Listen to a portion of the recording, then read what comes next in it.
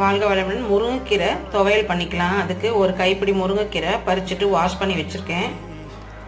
2 வரமிளகாய், கொஞ்சம் எண்ணெய் ஊற்றி 1 ஸ்பூன் கடலைப்பருப்பு போட்டிருக்கேன். இப்போ அதை ஃப்ரை பண்ணி 1/2 ஸ்பூன் உளுந்து. பருப்பு கொஞ்சம் செவந்துருச்சு. இப்போ 2 வரமிளகாய், இதுலேயே ஒரு கைப்பிடி முருங்கைக்கீரை. கீரையை கொஞ்சம் எண்ணெயை நல்லா ஃப்ரை பண்ணிக்கலாம். இதில் இந்த துவையலுக்கு தேவையான உப்பு, ஒரு 4 பல்லு பூண்டு, 1/2 ஸ்பூன் சீரகம். கீரை நல்லா எண்ணெயில் வணங்கிடுச்சு. இப்போ கீரை நல்லா ஆறிடுச்சு. ஒரு மிக்ஸி ஜாரில் சேர்த்துட்டேன். இப்போ அதை அரைச்சி எடுத்துக்கலாம். துவையல் சூப்பராக அரைச்சி ரெடி ஆயிடுச்சு. இப்போ அதை தாளிச்சிக்கலாம். 1 ஸ்பூன் எண்ணெயில் கடுகு உளுந்தம் பருப்பு. துவையல் தாளிச்சாச்சு. இப்போ ஃபைனலாக அதில் கொஞ்சம் பெருங்காயம் ஆட் பண்ணி முருங்கைக்கீரை துவையல் சூப்பராக ரெடி ஆயிடுச்சு. பாருங்கள் எவ்வளோ பசுமையாக பச்சை பசேன்னு இருக்குது. ஒரு ஹெல்த்தியான ஒரு துவையல், நல்ல ஒரு இரும்பு சத்து உள்ள ஒரு துவையல். நீங்களும்